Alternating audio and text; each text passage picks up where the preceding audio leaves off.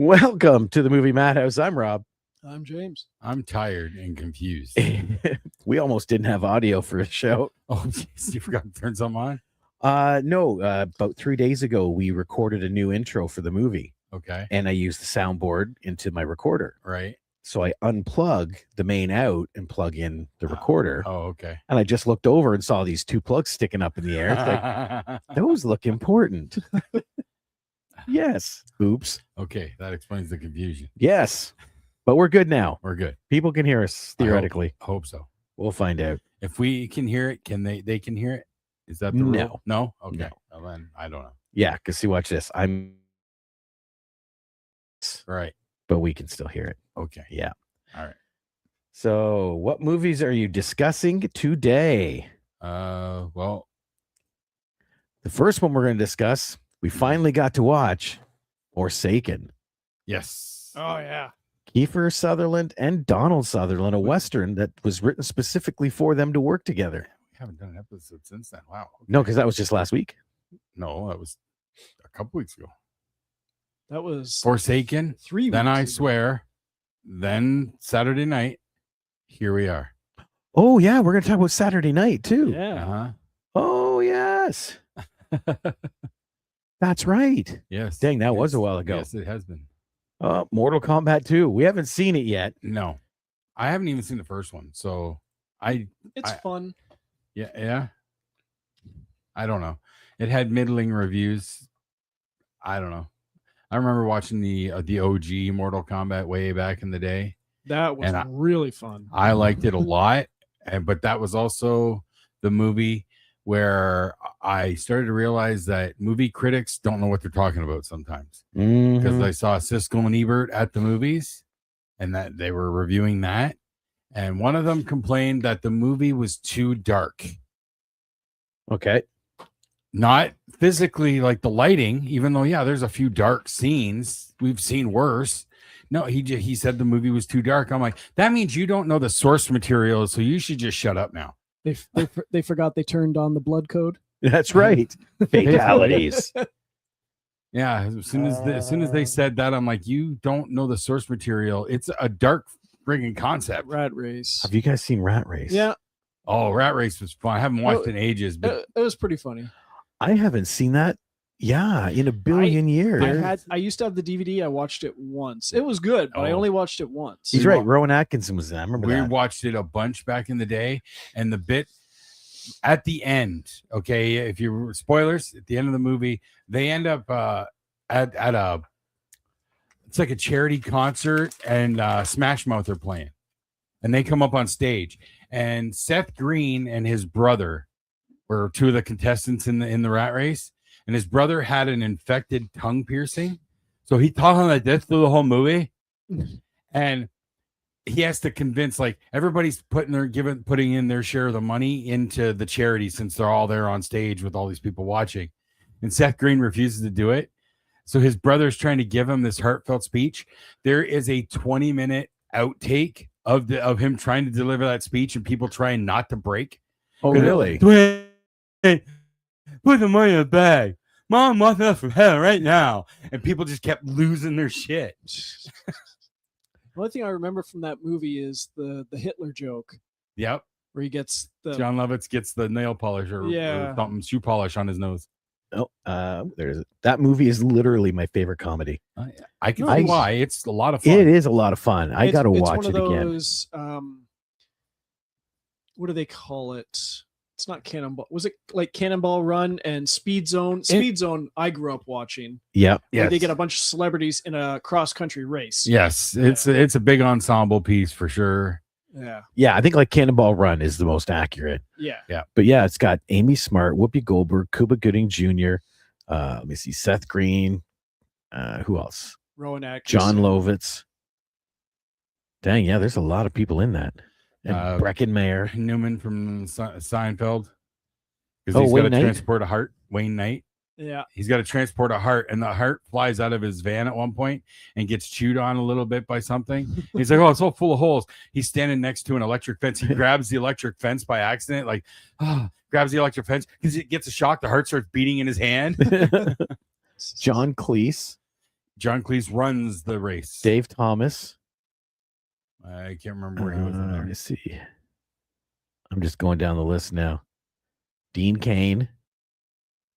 Yeah, I think that's like a small cameo spot. Yeah, it's been too long. What year was that movie? It's the dog that gets the heart. 2001. 2001, 25 years ago. So yeah, it's been a while. Yep. It's been a while. There it is, Wayne Knight. Yeah, it's got a stack cast, and it as I recall, it was pretty funny. I can't think of anything from it that wouldn't hold up today. No, probably not. I think I have to rewatch this. This looks fun. This is the second time it's been pinged on my radar for some random way in It the has last not been week. pinged on So mine in a long somebody time. referenced it to me like over the weekend. So I think that means I'm going to be revisiting it. My wife is having a baby. Apparently, that's from the movie. I can't remember. I don't remember that scene. But like I said, I'm only remembering smidgets. Yep. Oh yeah. So I do have to rewatch this. But Yeah. 3 weeks ago, we watched Forsaken. Oh. Actually, wait a second. Hold on. Okay. I got one other little thing I'm gonna throw in here. Okay. Okay. Went to Brantford Comic Con on the weekend. Ooh. Brantford. Okay. Yeah, just to support the guys. And who is this? This is Baby Man says hello. Hello. Oh, look at that cute little picture. I wonder if that's him typing. It's impressive. Yep. Went to support them and ended up doing 3 panels. Oh yeah. Yes. Oh. For Dylan Playfair from Letter K. Yes. Yep. For Brian O'Halloran Nice. and Oh, wow. Vampiro. Oh, nice. Very cool. Yes. It's like, okay, I'll do it. I remember watching the Vampiro documentary, and the only thing I really remember from it is he talked. I don't know if he was in wrestling at the time, but at one point he did a short security gig as like a bodyguard for Milli Vanilli. Oh, dude, that came up. Yeah. Yes. Wow. Actually, here, just a second, because I he totally says forgot about that is me. That is him back in the day. There we I go. totally forgot about that documentary. Yeah. Well, see, and I thought we talked about the documentary too. That documentary came about because he thought he was dying. And he wanted to have a way to be able to say goodbye to his daughter. Huh. So when we were talking, because I went to him beforehand and said, I know Michael, and he showed me the doc, and it was really good. And he's like, yeah. It's like, ooh, okay. Then I found out why, because he talked about it right on stage. The Milli Vanilli. This was the last question, because I completely forgot he was not just a bodyguard; he was their wrangler. Okay. He starts a story by saying he was working in LA at a club owned by Billy Idol and Nicolas Cage, right? So it was a Harley kind of club, Because of course. right? That's such a random duo. And he is babysitting a house for Michael Pereira from Streets of Fire. Michael Pare. Okay, Yeah. yes. Oh, nice. What did he say See, here? Billy Idol gets The it. Baby Yoda one. Right? And there was this girl that had the hots for Michael Pereira. He's talking about that stuffy right there. Oh, the Baby Yoda. Yeah, he's talking about that one. You can't see R2. It's Rob's. Yeah. This is his place. There was a girl that was hot for Michael Pereira. So to get in with Vampiro, she goes, I got a job for you. I got these 2 guys I need you to wrangle. He's like, okay. So he walked into the room, and there's arguing, the 2 of them. One's yelling in German, the other's yelling in French. And he's like, what's even going on here, people? And they go hand him a piece of paper, go, we can't even read the words. They're in English, right? And he's reading it, and it's the lyrics to the song. Which song? Their number 1 hit. Okay. Girl, you know it's true. Yeah. And so he's like, why do these people not know the words to their number 1 hit? right? And come to find out, he was one of 5 people that knew. Ooh. There's Right. a documentary out about them now. My It- kid watched oh, it yeah? and has fallen in love with their music, and it explains that in whole which situation. order? What do you mean? Watched the documentary and fell in love with the music. Yeah, he watched the documentary, and he was aware of like their main hits, but he didn't know much about them. He knew a little bit about the controversy. He watched the documentary and fell in love because they just got a bad deal. That's what happened. They got a bad deal. Dude, I found out too. They weren't the first people approached. No, this was a shady producer who basically scammed them. They signed a contract without reading it and got forced into doing that. Huh. Yep. And if Yeah. everybody had kept their promises, nobody ever would have known. Mhm. But people didn't, and so the truth came out. Yep. He said he has I that thought stuff. there Yeah, was an Talk about onstage that. screw up like Ashley Simpson. No. no. Ash, that was It just got leaked. Yep. Oh, okay. I don't remember. It was so Grogu. long ago. I just remember, like with most people, it's like, oh, okay, they lip sync. Nobody cares about their music anymore. And then the one guy, like this. they tried singing, failed. They tried singing for real, failed, and then one of them killed himself. Do you know who they actually approached before those guys? Nicolas Cage and Billy Idol. Surprisingly, no. They would have worked perfect. Terrence Trent D'Arby. Oh, really? Oh. Yep, he was one of the people, and he goes, "Nope, sorry, I I think." can actually sing. Yes. Well, see, at least the surviving member of Milli Vanilli, he can sing. He's Yeah. still doing it, and he sings their hits, and he does it well. My kid played a recent version, like a live version, and it sounded really great. It just Oh. sounds like a cover because Yeah, it's not the voice. Exactly. Yep. Oh, okay. But yeah, well, that was an amazing interview. That would be pretty cool. Yeah. Oh yeah, and he was another guy like Sid. He's not a wrestling person. I did not know that about him. He is not a wrestling person. When he gets on stage, he's like, I would really rather talk about anything but wrestling. You know what I mean? Sure. And that's literally why the Milli Vanilli story was so intense and long, because he wanted to talk about that stuff more. Sure. Right. But I watched him back in the day when he started in WCW and he had the Misfits gimmick and stuff. But Yes. then did you notice his hair? it was like, It was like the dreads with the bandana. yeah. It's because he was managing, or he was wrangling Milli Vanilli, and he copied their hairstyle because he Oh. needed it on the road. Interesting. Okay. That's why Vampiro had that hairstyle back then. Wow. And yeah, apparently he'd been wrestling 17 years before WCW.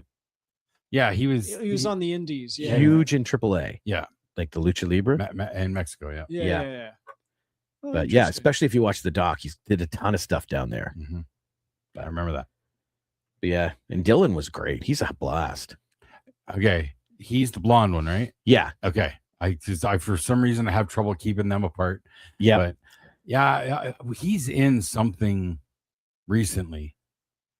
I saw him in like trailers and stuff. Descendants. Yes. And apparently he and Jared are working on another show called I Killed a Bear, Okay. which he went into, but it makes no sense whatsoever. He said, "You ever have one of those inside jokes Oh. with a friend?" I have seen that cast lineup for that. Yes. Yeah. Because you ever have that inside joke with a friend? They keep talking about these 2 guys from Quebec that wrangled bears. And Jared called me up one day, "We're making I Killed a Bear." And he, "What? No." And he went into this French voice, and that was the end of the story. It's like, dude, that still makes no sense. I don't even know what this is about. I do remember hearing about that like 6 months ago. They released the cast list. Yep. That's Kiso's next project.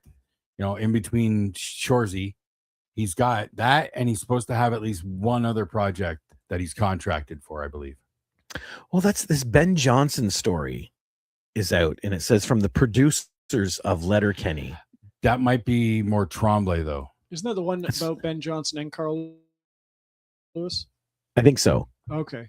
I think that's more like Jacob Tremblay, who co-created Letterkenny No, Jacob Tierney. or Tierney. Sorry, yes, Tierney. I don't know why I do that. It's close. Yeah. He's also hot right now for Heated Rivalry, and I think it's his name that I saw attached to the Ben Johnson thing. Oh, interesting. I think I could be wrong, but I could have swore I saw that. I can't find Killed a Bear on IMDb. might not be on there yet, but I know I saw a post that showed like a dozen people attached to it. It had pictures and everything, and there's like 2 or 3 Letterkenny faces in there. Actually, let me just look up Dylan and I'll see if it's on his IMDb yet. Ba-da-da-dun. I'll look up Jacob Tierney. Tierney. Oh, I Killed the Bear. That's what it's called. Okay. For over 100 years, one family has trained bears for movies. As times change and questions around animal work grows, they decide their latest project will be their last. Well, I like everything that Kiso has put out, so I'm definitely gonna be checking it out. I already know this. Oh, that's right. Chad Kroger's in it. I think I remember hearing that one. Yep. Yep. Like, dude, aren't you in a band? Whatever. It's gonna have a lot of Canada. You know, it's all about Canada. Yep. Right? And then, of course, talking to Brian was just wicked. You know, It's O'Halloran. He's got stories, and he is a really great talker. the only thing that sucked is because it's only a 6-hour con, right? One day, Okay. 10 to 4. So they only had half an hour. Right. So Brian just gets ramped up and he's done. Vampiro, he went over because he's like, I don't care, I'm talking. But yeah, but that was fun. Very Sorry, cool. I forgot all about that. I meant to tell you guys, and now I got to. Very cool. But yes, 3 weeks ago, way back in the long ago. We watched a movie that had a father and son. Oh, Oh, no, this is related to it Oh, okay. because I was looking at my memories popped up on Facebook, Yeah. and I still think this is awesome. Where it was a post by Ryan, where it was the post CKX from a few years ago, Okay. where he was like, one of the highlights was getting to meet us in person. Oh, Ryan LaPlante. No, Ryan Richardson. Oh, really? Yeah. Because I remember, because it was the first, he had been on the show, and then he came to CKX, and he actually came up and told me, just like, what I really wanted to do was meet you guys in person. Oh, that's cool. And I couldn't believe it. Somebody wants to meet me in person. I'll take And that then he was memory. on the show again when we did the Norm Macdonald and Dirty Work and stuff. But he put up pictures of 2 of the shows that he was on, and both of the pictures of him in the background poster on the door is Forsaken. Yes. And actually, there's a connection there too, because he and I were working very closely together to bring The 24 cast. Kassar, John Kassar, Oh yeah. bring him up here and do a screening of Forsaken. Right, because he was the producer on that and one of the creators of 24. Yep. And that just the dates I could never get to work out. So yeah, that's why he was connected Oh, there. no, he directed Forsaken, didn't he? I think he did. Yeah, he directed it. Yeah. Okay. Yeah, my Yep. mistake. Yeah. That was a great Western. That was such a good show. It was. And I'm not a big fan of Westerns. There's not a lot of Westerns that I go back to, but that was a good one. I will probably revisit that. I'm a fan of good Westerns, and I had no idea Michael Wincott was even in that. I thought he was a nice little touch. No, the only and two Brian I knew. Cox. The only two I knew were Southerns, Donald and yeah. Kiefer. Yeah, that's it. So everybody else jumping up was wicked. Yeah. Oh, sorry. One little thought jumped in my Yeah. head when you're talking about how Ryan was excited to come up and meet you. Yeah. We did Woodstock Comic-Con right after the week after CKX, Right. but we were there for a long ride home. And Alfonso had given us a big table and printed these pictures for people to sign. It was like a kid in a candy store watching Jason Gale sign his first autographs for people. Oh yeah. Yes. Because he walks over and he goes, "They want my autograph." It's like, Nice. That's awesome. Yeah. Like of everybody in the cast, that's the one. He's just, you could just see how excited he is to be a part of it all. And oh yeah, yeah, he that's awesome. he's a lifer now. You know, You got him. Yep. But yeah, he had a blast. That weekend was amazing for people coming to see About a Long Ride Home. Yeah, Just insane. awesome. And they're all from Woodstock. That's what really blew my mind. We passed through there the day before, So we went up to see Xander and the show he just got done doing on the Saturday.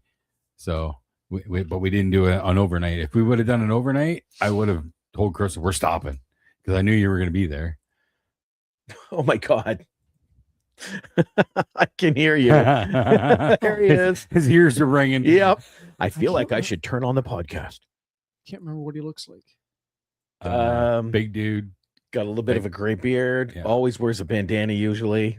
Oh, okay. I may have seen you may have posted a picture of him recently. Yeah. Oh yeah, there's pictures all over the place because Jason's all over this. Yeah. He's Nice. like, yeah. But yeah, it was so much fun watching him do. It's like, I'm signing autographs. That is cool. Yes. Good for you. That's awesome.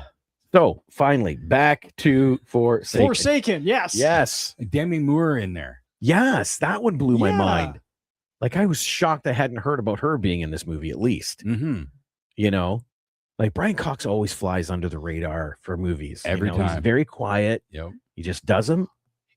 Yeah, and one of the best times that I encountered him was in a show. It was in the show Penny Dreadful, where you get to I think it was the 3rd season. Yeah, I dropped Where- out after the first. Oh, such an awesome show. But you always hear about Josh Hartnett is the guy who essentially plays the Wolfman in the show because it's a lot of classic movie monsters that are in this show weaved about through it. Okay. He's essentially the Wolfman, and I think he's going by the same name as Benicio del Toro in the Wolfman movie, where it's Oh yeah, they're all Lauren- based on the turn of the century. Ethan characters. Lawrence Talbot. Okay. And his father is back in the States, wants him to come home. He's very rich, wants him to come home. And he Hi, ends other up James. getting arrested and hello, and gets arrested and shipped back home and wakes up in his bed and his dad there saying, hello, son. And it's Brian Cox. Oh. Okay. So I was like, I had no idea he was in the show. So it's always awesome to see him pop up when he's not Oh, yeah. expected. I was told about a film. Oh, Jason's still watching. Yeah. Good. This is a viewer. Yes. I was told to watch Autopsy of Jane Doe. Yes. We did the view and review. Yeah. Yeah. But before when I was told to watch it, it's like, okay, because of oh my God, what's the kid's name? Emil Hirsch. There we go, Emil Hirsch. And so when I popped it in, it's And- like, holy crap, it's Brian Cox. Brian Cox. Yes. So yeah, he just flies under the radar He's- so much. He's always gold and everything. And you see like, okay, he did that show Succession where he's like the hard ass, blah, blah, blah. Yeah. We've seen him in Forsaken. You see him in Autopsy of Jane Doe. And you see him in the Super Troopers movies, which Super Troopers 3 is coming in August. Yes. Yep. But yeah, then you see him in a slapstick comedy like that. Like, what the hell? What a career. He's done it all. What did I just recently see him in? He was a military commander. A military commander. I don't know if I've seen him in anything like that. Military commander. What kind of military commander? Okay, weirdly enough, I'm thinking of him, but I'm picturing Edge of Tomorrow. I don't remember who the general was. Oh, That wasn't him. No. It was not him. No, I know who you're talking but about. it was that kind of.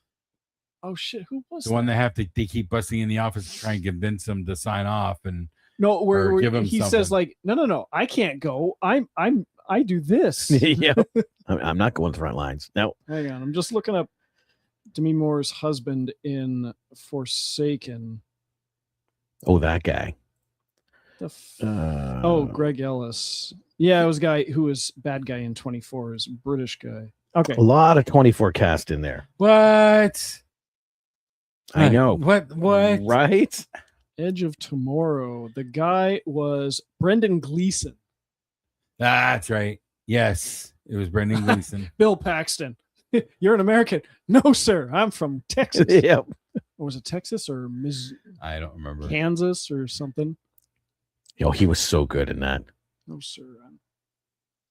That was a fun movie too. Edge of Tomorrow? Yeah. Yeah, it was. They got put that thing got pushed off again.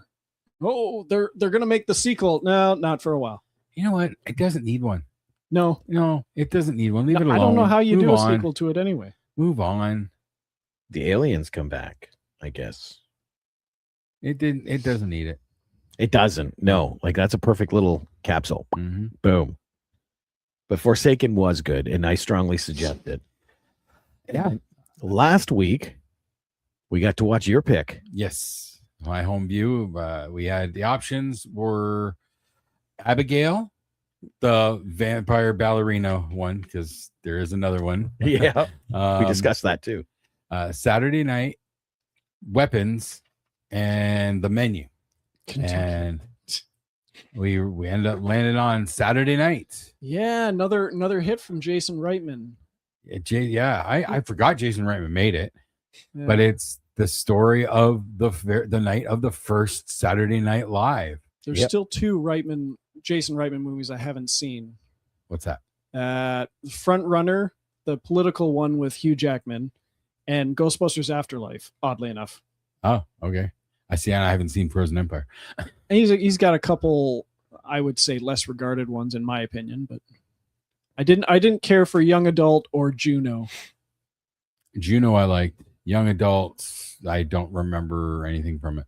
But Labor Day and Thank You for Smoking. That was him? That was his first one. Okay. Thank You for Smoking was fun and so good. a little brutal when Eckhart gets jumped and they slap all those patches on him and it almost kills him. Yeah. And the doctor says, had you not been a smoker, you would have died. He's like, can I quote you on that? Smoking saved my life. Yeah. Oh, Baby Man's back. He's got a very good track record.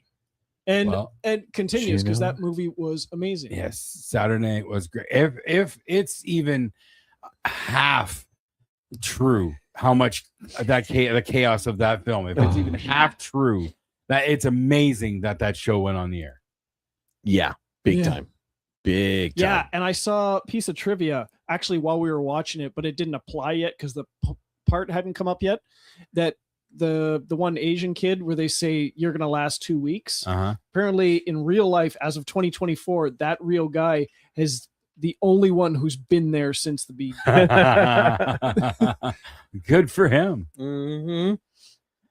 Yeah, Abigail was recommended, and that's why it made my list. I've been curious about it for a long time. You haven't seen it yet? Nope. Have you seen it? No. Okay, it's fun. It's still on the list. It was one of those ones that surprise hit in theaters. The Menu kept, and I still know very little about The Menu, and I want to keep it that way. Yeah. Mm-hmm. It's definitely worth a watch. Definitely. Yep. That's what I keep hearing. Yeah. I'm trying to look up what my movie choices. But Saturday Night, I am a fan of Saturday Night Live.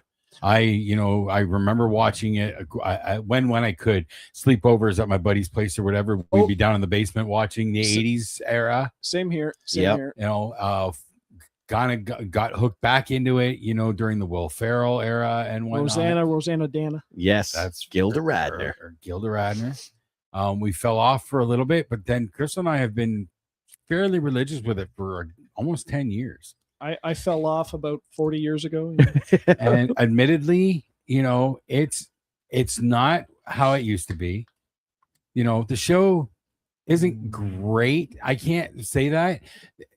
Every episode will have one or two sketches that might really work well. It depends on the host too, big time. They've had some questionable hosts that just can't deliver. Elon Musk. Yeah. Really? Yeah. When did he do? He hosted a few years ago and it was awful. Oh, he's very awkward. Yes. And this is before, I'm pretty sure it was before his political stuff.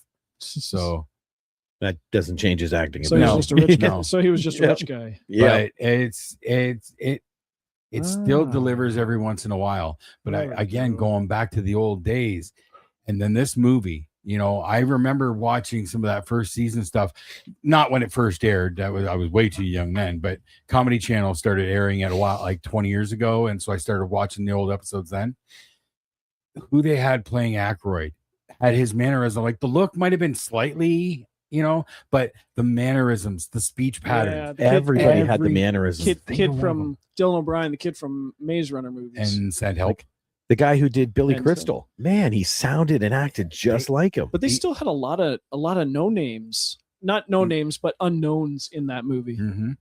But every single one who playing a known cast member, they did their homework, because they were.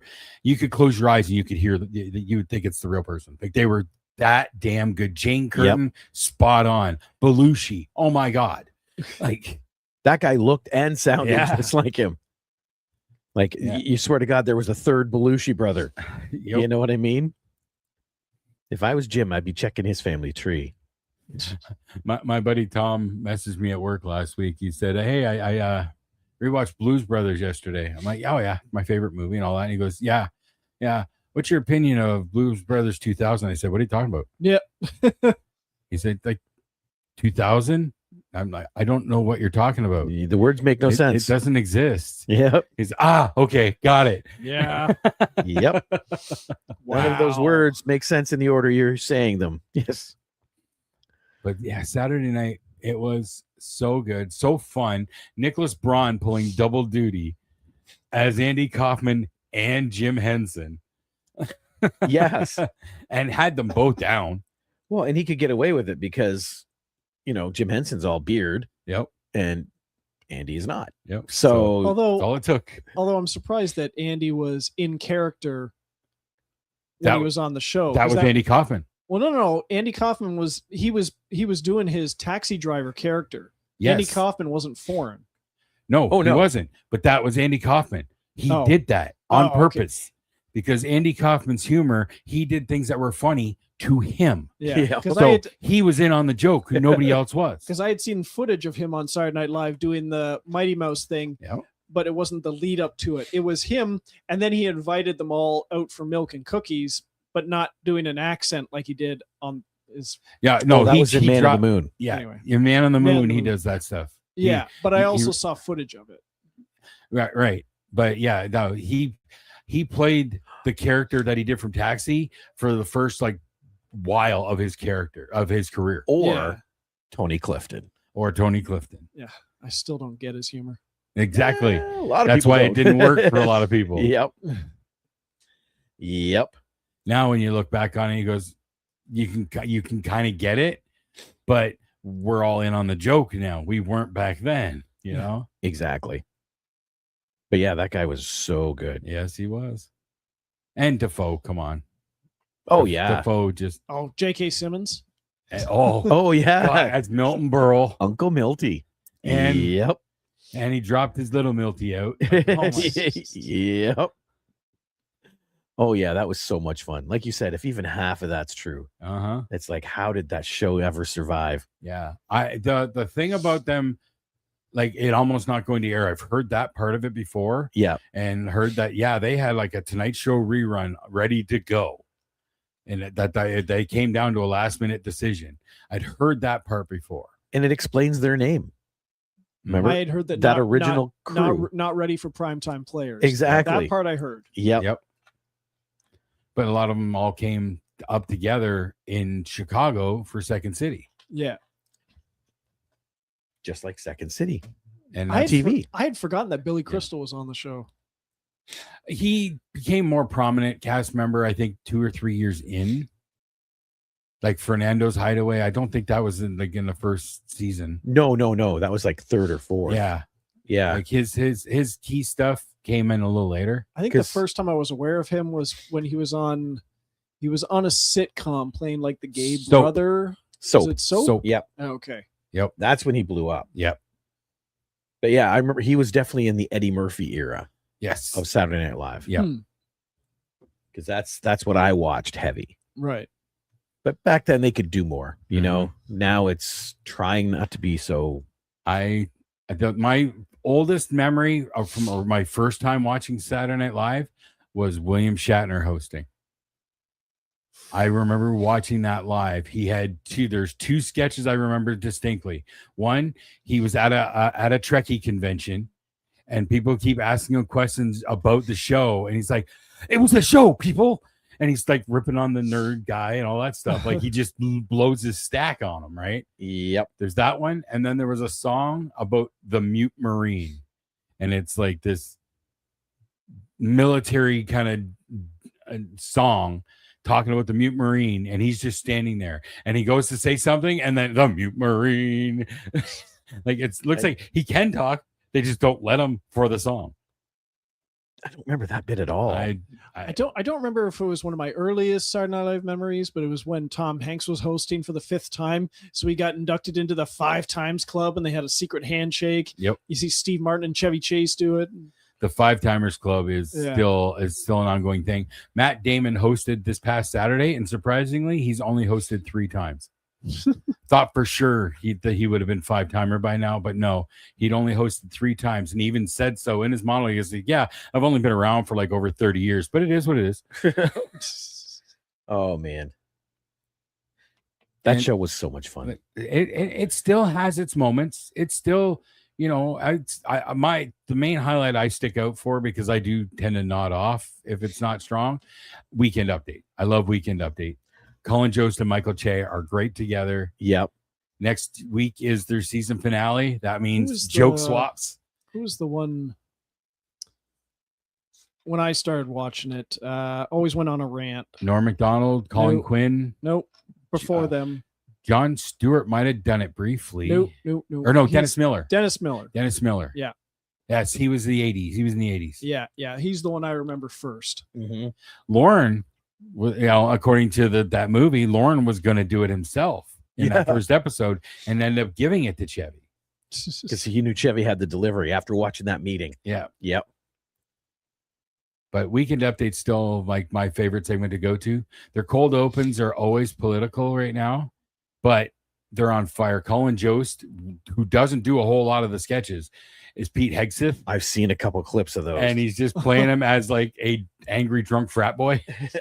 Yes. I always liked David Spade's Hollywood Minute. Yeah, that was a fun bit, which he turned into a show that didn't last that long. See, there were so many good shows that came off of Saturday Night Live too. Mm-hmm. Like not just spinoffs, but copies. Like In Living Color. In Living Color. I love that Mad one. TV. Mad TV. Yep. Yep. You know, it's like it was groundbreaking, and it has opened the door for a lot of shows and people. Yes. Had some good movies movies made of the characters too. Oh, yeah, so many. Some good movies. I think there's only one that's ever been successful, and that was Wayne's World. The other ones weren't. Blues Brothers. That didn't count. Night at the Roxbury. Night at the Roxbury was Did that monster initially hit. do good? I heard that bombed, I and it's don't know. become a cult classic since. I think it Considering did the ones well. I like. I think it did well. I don't know how Superstar did, but I always hated that character, so I never watched. I think the movie. Superstar was more of a cult thing. Coneheads, I know, was a bomb. Never saw that because I never got that character either. Let's see here. Most successful, I'm pretty sure. Oh, it goes to Wayne's World for sure. Wayne's World and Wayne's World 2, yeah. Apparently, they're going to be doing a third. I don't know, but well, right now, nostalgia. Everybody's saying, "Oh, we're going to do this." You know, yeah. Well, I was on Mike Myers' IMDb earlier today, and he's got in the upcomings, he's got Wayne's World 3 and Austin Powers 4 both in there, but Austin Powers 4 specifically says rumored. Yeah. Wow. Yeah, I'm looking at Night of the Roxbury box office. Opening weekend, it made $10 million. That's such a funny movie. So yeah, maybe it was more of a cult hit. Or And- cult video thing. Oh yeah, Worldwide, it made $30 million. I didn't see it until like early 2000s. It was after I got the job at the St. Thomas Theater. I believe I saw it when it hit the movie channel, maybe on DVD or whatever, but movie channel, I think, is when we first watched it. Wayne's World is a little different. Opening night, it made $18 million. So it made 2/3 of Night at the Roxbury in the opening weekend. And worldwide has grossed $183 million. Crystal and I were still early dating at that point, and we went and saw Wayne's World. It had been out for a month, and the lineup at the Capitol Theater was still around the corner on Tuesday cheap night. I don't know if I saw either of the Wayne's Worlds in the theater. Saw both of them in theater. No, neither. But Wayne's World 1, had been out for a month, and the lineup was still massive to see it on the Tuesday cheap night at the They were Capitol. Okay, here we go. VHS rentals. List of Saturday Night Live movies. 1, 2, 3, 4, 5, 6, 7, 8, 9, 10, 11, 12. There's 12 of them. Only 12? Yep. There's 2 Wayne's Worlds. Does it give? No, it doesn't give totals. I gotta look them up. Superstar. But started with Blues Brothers. Yeah. Okay. Yes, I know Blues Brothers was the first one. Let's check that one out right off the hop. Blues. Others. 2 Brothers. Wayne's Worlds. Superstar. Night at the Roxbury. Coneheads. That's 6. It's are the Pat. others? There's another one. Oh, I again didn't like the character. Didn't watch the movie. Opening weekend, Oh, it made just Stuart under Smalley Saves the World.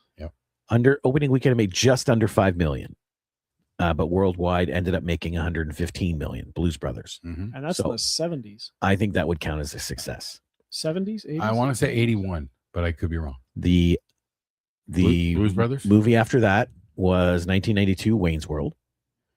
After that was Bob Roberts. What? I don't remember that The one. Tim Robbins movie? Tim Robbins. How was that Saturday Night Live? He was a cast member. Was he? I believe he was a cast member briefly. I did not know that. I remember it was decades later when I found out that he was Merlin in Top Gun.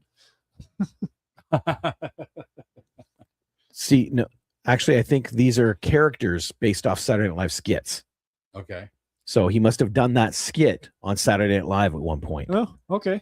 But no, I don't think this was a success. I've never seen it. Bob Roberts, isn't that a Robert Altman movie? Does it say? It doesn't show. Cast and crew. Okay. Filmmakers. Tim Robbins. Doesn't. Oh, director. Oh, Tim Robbins directed it. Oh, okay. I know he did Dead Man Walking. I didn't care. Dude. For that. Domestic opening, 314,000. Ouch.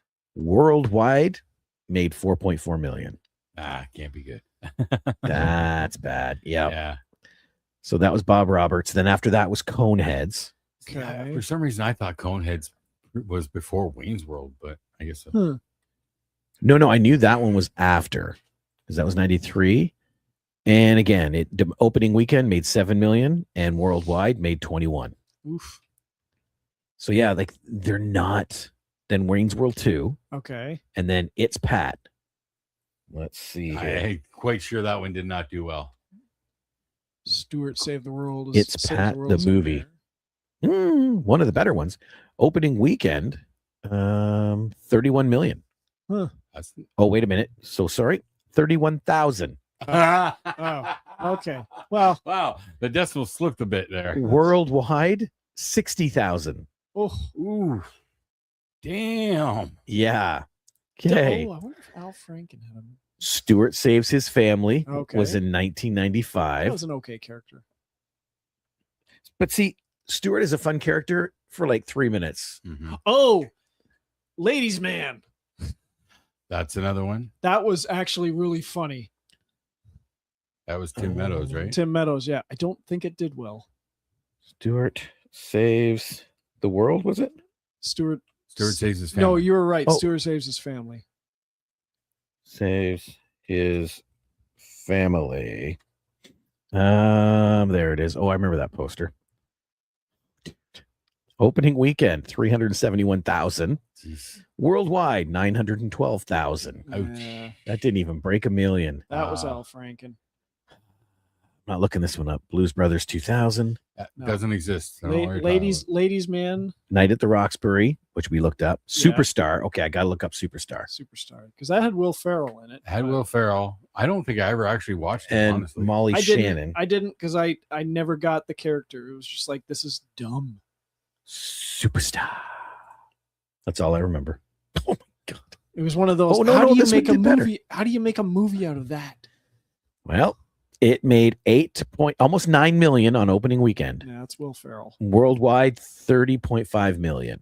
On what? Did you see a budget or no? Budget 34 million. Well, okay. Nope. Yeah. That's weird. Night at the Roxbury doesn't even list a budget. So Superstar, Ladies Man. I think that one did pretty good. I think so. I don't think I ever watched it. It was funny. There it is. Ladies Man that's comedy. cool. Maybe it didn't. No. Domestic opening 5.4 million. Worldwide, it made 13.7 million on a budget of 24 million. Yeesh. Yeah. Why do they keep Oh, doing this? Night at the Roxbury's budget was 17 and it made 30.3. So it doubled it, but then that it probably considered to break even. It depends on Yeah. what they spent. But see, that's just it. Every single one of these movies has become a cult movie. And A then bunch of them have, yes. the last one, let me see here. I'm surprised you guys haven't picked this one because this one was 2010. It's the most recent. And it's got, I'll give you some of the cast. Kristen Wiig, Val Kilmer, Ryan Felipe. Oh, MacGruber. Yes. Oh. I never, oddly enough, I saw the movie without ever having seen the skits. It was pretty funny. So, budget of 10 million. So they're getting smarter. They're bringing the budget down. Opening weekend, it made 4 million. Worldwide, it made 9.3 million. It was a cult hit at Yeah. home, though. Yeah. I think every single one of these has blown up as a cult hit. Most likely. Well, except Blues Brothers 2000. All right. I don't know what you're talking about. Mm, I don't know what you're talking about. I'm Unless you're looking it talking up. about watching Blues Brothers 2,000 times. Yeah, which I probably have in my lifetime. Let's take a look. Don't even. Oh, it doesn't even list a budget. Don't. Yeah. Well, Opening weekend, 6.1 million. Worldwide, 14 million. it was a bomb, and it did not achieve cult status at home. No, I think that's the only one in there. All I can say is I have a strong sense that when I watched it, the one time I watched it, I believe I actually got offended that they made it. Budget 30, box office 32.1. Oh, wait a minute. Awful. It did have a list. But okay, so Blues Brothers budget was 27 and it obviously blew the lid off of it. Wayne's World was 20 million, 183. Bob Roberts was 3.9 million and it made 8. Coneheads was 33 million, it made 21. Wayne's World 2, was 40 million and it made 48 million. It wasn't as Whoa. well received. Yeah. It was not. Wow. It wasn't as good. This one still blows my I'm mind. surprised. I thought it would have made a way more than that. It's It had a Pat. great soundtrack. Okay. It's Pat had a budget of 8 million and made $60,000. Damn. Yep. Oh, that's a. I wonder kick in the how teeth. much longer that character survived on the show after that movie. I think she was already gone at that point. Oh, okay. Stewart Saves His Family, 6.3 million budget, made 900,000. The Unnameable movie was 28 million and made 14. Night at the Roxbury was 17 and made 30. Superstar was 14 and made 30. Ladies Man was 24 and made 13. And MacGruber was 10 million and made 8 million, 8.5. Damn. Yeah. Not all the concepts work. But see, none of them, other than Wayne's World and Blues Brothers, really blew up. Mm-hmm. They've never had a successful. Not. No, they're long overdue, but they don't have enough super strong recurring characters to do it with. But that's just it. These movies are loved as cult classics. They just bombed at the box office for whatever reason. I don't get that. There are so many movies like that. True Romance is one of them. It was horrible at the box office. It's amazing. Right? I've seen it once or twice. That's why cult, the term cult classics Motherfucker exists. thinks he's Charlie Bronson. Is it White Boy Day? No, it ain't White Boy Day. Now I want to watch True Get me Romance. started. Right? Oh, man. I like it, Clarence. Always have. Always will. Always will. Val Kilmer was so good now. I know. And you don't even see him, but you see him. You can almost see him in one Yep. scene. Mm. Get away with it. Get away with it. It's easy, pal. Oh, now I gotta look it up because that cast, my God, that cast. Can you imagine trying to Just True Romance? Yeah. Oh, these days? Jeez. other than Chris Penn being dead. Can you imagine trying to fund this cast today? Oh, and Tony Soprano, who's also dead, And Val Kilmer, and Val Kilmer, who's also dead. Christian Slater, Patricia Arquette, Dennis Hopper, who's also dead, Christopher Walken, Val Kilmer, Brad Pitt, Gary Oldman, Christopher Walken, Bronson Pinchot, Sam Jackson, yeah. Sal Rubinick, James Gandolfini, Michael Rappaport, Victor Argo, Brad Pitt. Tom Sizemore. Like, I think you're reading the list. He's like throwing it. What's his name? Tony Soprano. James Gandolfini. James Gandolfini. Yeah. Oh, and Michael Rappaport. You said that one. Yep. And there was the dude that plays the cop. And he's one of those character actors. He's been in so many things. Oh, the police chief or their superior? No. He's at the very end. He gets shot. Michael Beach. Is that his name? Yeah. Where is it here? Black guy. There he is. Yeah. Yeah, I think that is him. He's on Tulsa King. Yeah, he was on Sons too. Oh yeah. But I remember him from ER. Is he the? I remember him from Cadence. Is he the one guy's dad in Tulsa King? Yeah. Okay, yeah, I know. He's also on The Rookie. That's the one you mentioned. Yeah. He's on The Rookie as an internal affairs. That needs to change its name. The Rookie. You can't be a rookie for 9 fucking years. Yeah, well, get over it. No, you can't. Look, I like the show, but admittedly, it jumped the shark like 4 seasons ago. Yeah. It gets pretty ridiculous sometimes, but it's still fun. It's Nathan Fillion, and I like it. But it jumped the shark a while ago. I still have to watch it, so I guess I can't complain. It's Fillion just being his charming self. Nice.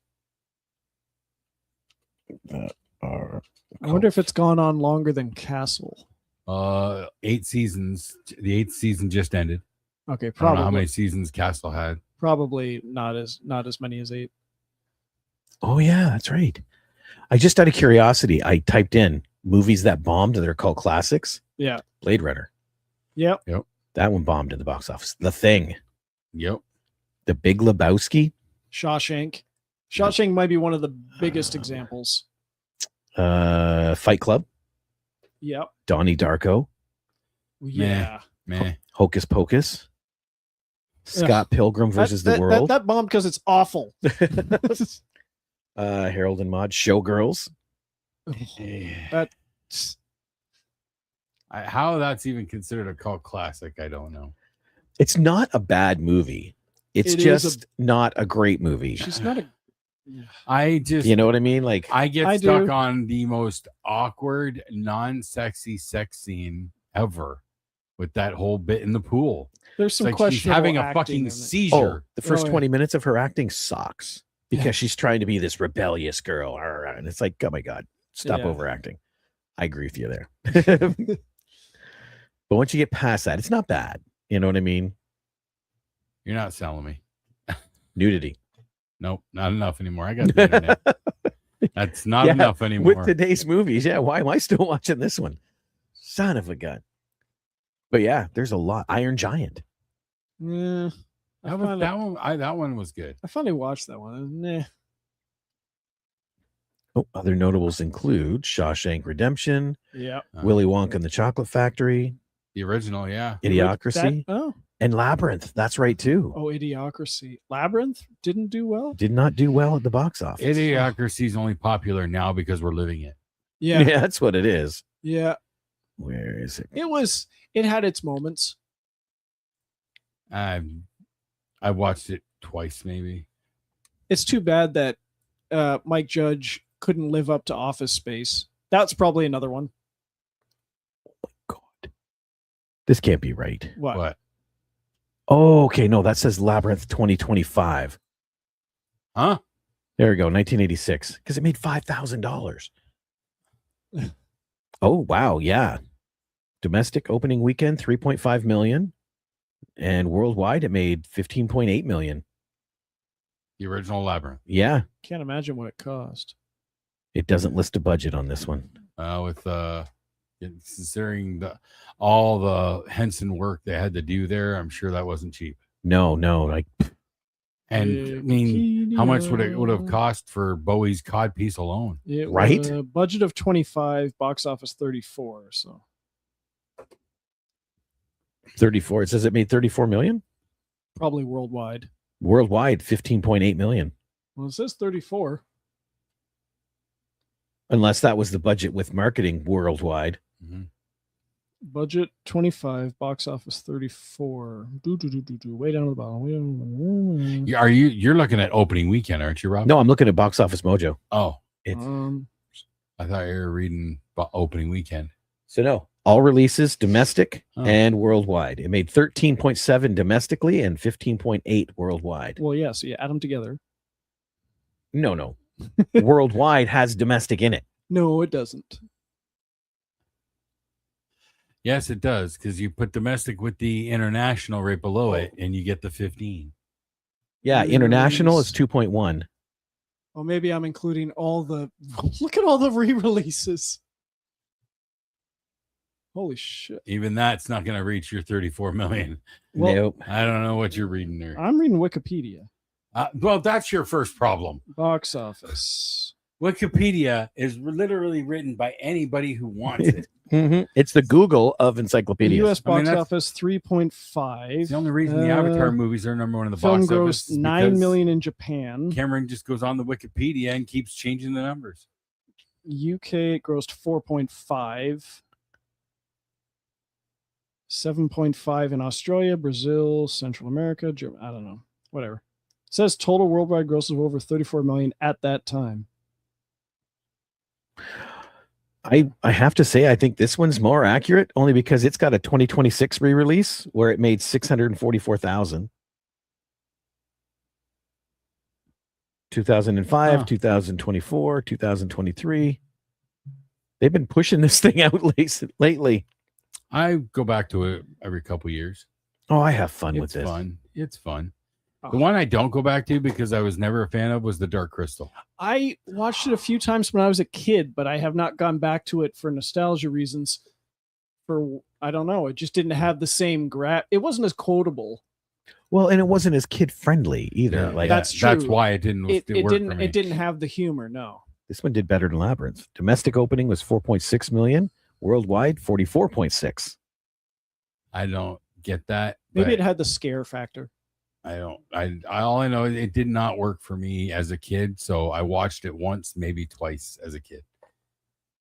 I know Yeah. I liked it. Budget Yeah. of the Dark Crystal. Let's see if it tells me. 1982 film, budget 15 million. And it grossed 44 million. Yeah. That's not bad. That's still a plus. And then didn't Netflix do like a prequel show or something? too Yep. Was it a prequel or a Age sequel? of Resistance. Oh. Had a separate budget estimated at roughly 97.7 million. Dang. I remember either London or Forest City Comic Con a couple years ago, and there was somebody that was one of the I don't know if it was the Skeksis, but it was like it was a black like crow thing, but walking on four stilt legs. Oh, they look like vultures. It's kind of but they're walking on four stilt legs, and there was somebody dressed as that at Forest City Comic Con. It looked amazing. Blasphemy. I love the Dark Crystal. Uh, Yes. it's all yours, man. I Oh, went to yes. Florida and actually got to see those creatures physically. Oh yeah. They had them in a little museum at the end of this ride. Okay. It was almost all Dark Crystal stuff. Huh. And these big long strider things were right there in a glass case. That was kind of cool. And I got to touch the motorcycle Harrison Ford used in Last Crusade. Oh, interesting. Ooh. Yeah. You feel like you're like in with Harrison We're Ford now? You're blood brothers now. Yep. All right. I touched the motorcycle. You've touched the motorcycle. We're blood brothers. Congratulations. Oh, well. But yeah, I love that rabbit hole we went down. Yeah, that was cool. Now I want to watch True Romance. Just I because always want to watch True Romance. you and I did get to see one other mystery premiere, so I do want to throw that out real quick. Go for it. because then I got something to add. we got to see I Swear, which is a biopic about a man named John Davidson in the UK. He developed Tourette's when he was like 13 in the 80s, when it was barely even recognized as a thing. Nobody understood it. Nobody believed it was real. All that, and so it's his life dealing with Tourette's. And as he goes through life and has his struggles, he meets one of his childhood friends, one of his only friends, the mom, who was a mental health nurse, kind of took him under her wing to help him develop and whatnot. And god damn, that movie was so good. It's so interesting, funny, but it's not meant to be funny. Tourette's it's not something that's meant to be funny, right? But yes, it's going to be funny when you hear him yell out certain things. I recognize this kid now. The lead actor? Yeah, the lead actor, Robert Arameo. Yeah, he had a supporting role in that movie I like, Empty Man, but he was young Ned Stark in Game of Thrones when there's a flashback. Okay. Okay. Well, if you recall, a few months ago at the BAFTA Awards, there was an incident when Delroy Lindo and Michael B. Jordan were on stage, and a guy yelled out a racist. That was John Davidson. Yeah, that was his Tourette's kicking up. That's why nobody, outside of the people who just didn't understand, nobody really freaked out over it because that was just him. I mean, the movie opens with him walking about to get honored by the Queen, and he yells something like something comes out of him before he sits down. Like, mm-hmm. Oh yeah, they made a big political thing about it, or political correctness thing about it after it happened. But it blew over real quick once people realized who it was and why. Right. But the movie is so good; it's engaging. Both my sons have been anxiously waiting to see this movie. Xander, I think, was going to try and go see it this week because it's playing at the Princess Theater in Waterloo this week. Oh, nice. Callie's waiting for a home viewing, which apparently it was released in the UK, so it is available out there somewhere. So I can't find the kid who played young John Davidson.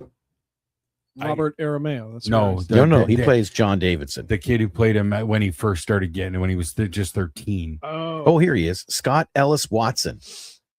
Because man, he was good too. Watching him shift because he's perfectly fine at the very beginning, like he's going to play football and stuff, and then soccer for the UK for the lay folk. And it's I think when he's in goal is when he starts having his first ticks.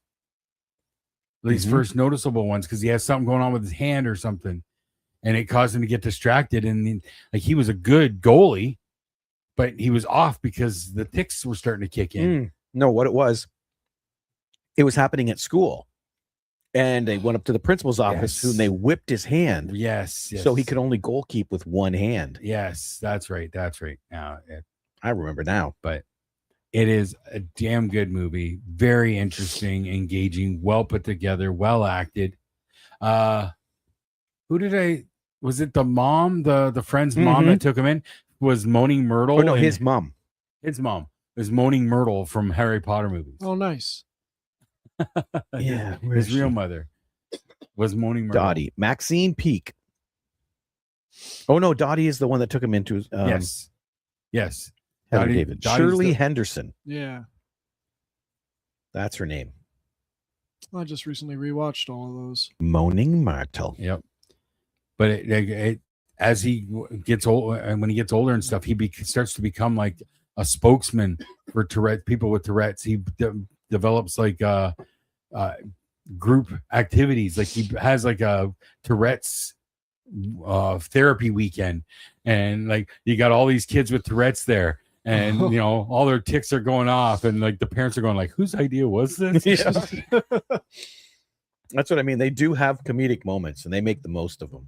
Nice. Like when he first gets called on to talk to someone else with Tourette's, and he gets in that car, and they both go off, right? And the parents are sitting outside the car going, should we do something? Right? It's so good. It is really, really good. But then there's some experimental thing was it? I can't remember if it was medication or what. It was something he wore on his wrist. Yeah, it helped like calm his tics. Oh, interesting. And he got to spend like a couple hours just walking around with this thing on his wrist. And he's like, I got to go to a library. I actually went to a library. Like that was life changing for him. Oh, To interesting. be able to go into a library and not get kicked out. Yeah, it's fantastic. These mystery premieres we're 5 for 5 at this point. Well, we might be 6 for 6. Another one next week. Next week. Gas up the car. We'll figure out who's going, and we'll see what they're going to surprise us with. You let me know how it goes. I wish I could go. Not a worry. Is he coming with us? It might be there. It's I know, right? It's like an annoying little gremlin. How long is this one supposed to be? I don't know. Oh. I just saw the email came through today. Oh, okay. We've had his kid. His kid has like jumped in the car as we're driving by and he came with us and clinging onto the window. Like he did not like the movie. He did not like. Yeah, you guys were saying at CKX. Yeah, his taste in movies are very questionable. More questionable than yours, and that's saying something. Oh wow! I wonder what he would have thought of Nirvana, the band, the show, the movie. Yeah, because that movie was just outstanding. It was. I have it's the not poster. listed in here yet. Oh, okay. I have the poster for that one. I know you showed me. That was so awesome. And then he gave me another one. I have the poster for Send Help as well. Nice. I don't have anywhere to put posters right now. No, but when you do, when I do, no, I got rid of all. We framed 3 of them. I think it was The Greatest Showman, Shape of Water, and The Shack. And we have them in the man cave in frames because they were the out of the posters I had left after I gave most to you, the nicest looking ones. But yeah. I would always just like bang and staple them to the wall of my apartment. I remember the first time going to your place and seeing all those posters. Back in the day, I was horrible. I used MacTac. So when I took my posters down, it had big grease stains in the corner where the MacTac was. Well, in my basement apartment in St. Thomas, the ceiling was low enough. I put posters on the ceiling. Oh, that's a good idea. Yeah. It was cool because I'm laying there in bed and there's like the massive bus shelter of the Joker from Dark Knight. Oh, that'd be cool. Oh. I think my favorite that I had that sadly got greased and ruined was Near Dark. I had the Bill Paxton poster. Oh, nice. Yeah. I missed that poster. Oh, well. If I ever get into like where I have a space where I can do that, it's going to be tough for me to decide what posters I would want. It's going to be really tough for me. The minute I can fit 4 posters in here, yeah, I'm screwed because I don't know what that 4th poster would be. The first 3 are obvious. Yes. You know what I mean? But well, if you get a Blade Runner poster. Oh, see, yeah, I'd want Blade Runner. But I'd also want Last Crusade. That's a beautiful Streusman poster. Well, no, you have to move Kylo. And Harrison. Yep. Can't move Harrison. Yes. Yeah. I don't know. But yeah, those Witcher swords will come down for sure if I get another good one. Well, then where are you going to put those? On my back.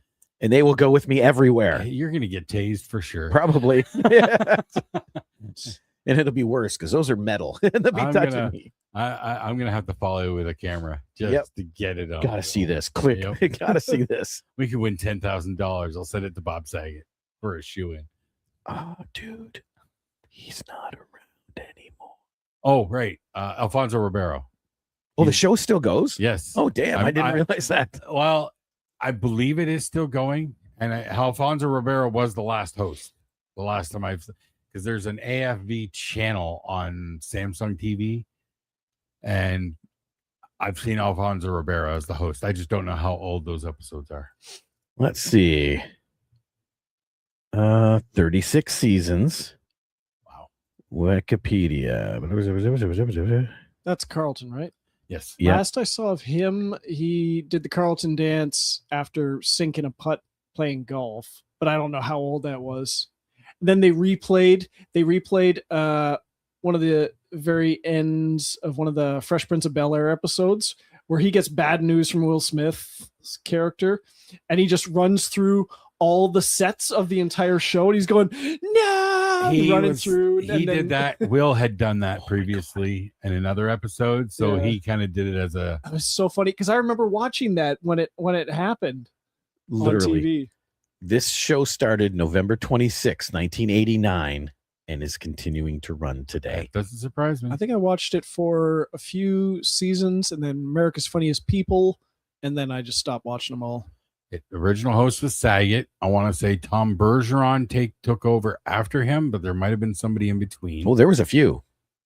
John Fuselier and Daisy Fuentes. Okay, I do remember them. Then there was a special with Steve Carell. Oh. Another special with Richard Kind. Okay. 2 more specials with D.L. Hewley. Then Tom. A special with Stuart Scott. Still more Tom. And then Alfonso took over. I remember America's Funniest People. Didn't that have Dave Coulier and the lady who did the Harley Quinn voice as hosts? Tara Strong? No, before her. Oh, okay. I think that's what she did, but I don't know. The Harley Quinn was created by Tara Strong. Okay. No, I don't think so. Because she started in the cartoons.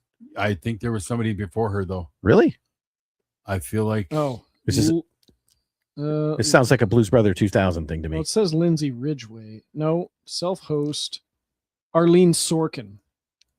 Yeah, I think Arlene Sorkin was the first voice of Harley. She was Harley Quinn in Batman Beyond and Batman Arkham Asylum and Batman Vengeance. No. DC Universe. So DC Tara Strong Universe. did start it? Tara Strong is the only one. Oh, gotcha. No. Anyway, yeah. It looks like there was just a special June 15th, 2025, hosted by Alfonso Ribeiro and Allison Hannigan. Okay. I can't do it. It's on a couch anyway. Huh. I did not know this show was still on. I just know that there's a channel on Samsung TV. Not that we use that all that often because all those channels are just repeating stuff, but I know it's on there. Now I know who that Tom guy is. I just saw his picture. Bergeron? Yeah, and I've seen a billion episodes with him. He hosted like Hollywood Squares at one point in the 90s. Name doesn't sound familiar. Well, and this is the fun part. Bob only hosted 8 seasons. Yeah. There's 39 seasons. 39? 36. Over 30 seasons. Yep. And I remember watching his first stand-up special. That ain't right. And he said, I did all that family shit for all those years, and it gave me Tourette's. Yeah. And he said, I'm going to tell you something about the video show. People sent in porn, and I have it. Oh, that would be fun. Yes, I can imagine. Man, I did not know this show still continued. Yep. Surprisingly, because you can see so much of that stuff just randomly on the internet. There's like millions of videos just on the internet. It's all that stuff. Oh, Yes, I watch a bunch of it. Oh, because I have too much free time. I remember being so surprised when I found out that Bob Saget had like a really filthy sense of humor. Yep. Very blue. That confused me. That was that Bob Saget. That ain't right. His first official stand-up special. I don't know that opened up a lot of eyes because yeah. it's disgustingly filthy. He picks on a guy named Jared in the front row. Like just picks on the dude nonstop throughout the show. See, I've been getting into comedy a little bit lately. I just love Jimmy Carr. Jimmy Carr's great. Oh, he is like the king of improv heckling people. Like, oh yeah. You so do the British guy. Yeah, I know who you mean. He hosts a lot of their panel shows, like a lot of the comedian panel shows in the UK. He's a host generally. I'm like 10 seconds away from buying tickets. He's coming to Windsor. There's the one Scottish guy. I can't remember his name, but he's Craig Ferguson. No, younger than him. He's all over TikTok. And stuff. You'd know who I was talking about. Acaster? I don't know if he's Scottish. He does have his own special. I just can't remember his name at the moment. But one of the better ones I saw not too long ago was Marlon Wayans. God Loves Me. Oh, I watched it because you suggested it. Yeah. Brad Williams has a new special he dropped a is couple weeks ago. I haven't watched it hilarious. yet though, but I've watched his other ones, and yeah, he's great. Hearing him talk about being the father and all that, and like the family dog. His wife got a big old like pit bull type dog when Okay. he wasn't home. So when he came home, the dog comes running at him. It's gonna eat me. And Well, ends he up- tells a hilarious story where Bob Saget called him to the Oh, dressing room Dave's room. Yep. Yeah. to get him to like play a prank on No, John Stamos. Stamos. John Stamos. Stamos. John That's Stamos. right. Yeah. He just runs in and starts humping Stamos. Yep. I would give anything to see video of that. Unfortunately, no. Alrighty, we're way over. Yeah, well, Yeah. But that's our review of Forsaken and Saturday Night. Yes. and I swear, I swear. And I yes. swear. and Saturday Night Live based movies, and and everything. Yeah. So I guess for another week at the Movie Madhouse, I'm Rob. Oh, I'm James, and the next viewing at home is mine. Yes. Okay. Oh, Get your yeah. 4 ready. You have I your have I have 4. They may change, but so you don't want to name them now? oh well, I can. Yes.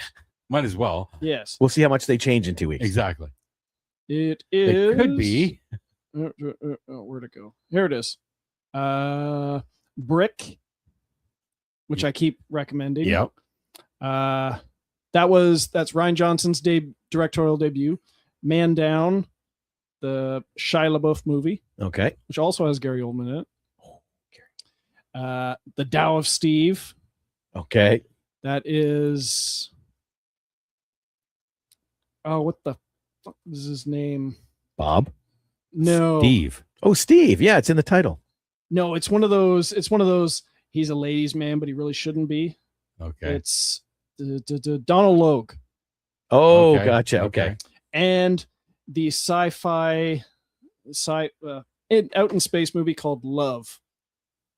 It's the directorial debut of William Eubanks, the guy who did The Signal. He did Underwater, that Kristen Stewart Cthulhu Yeah. movie at the bottom of the ocean. This was his directorial debut. Dude, spoilers.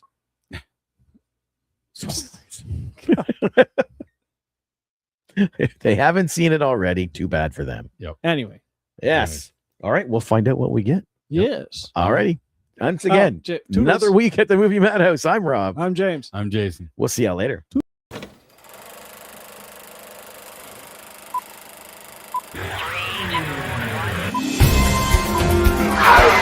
Shut up!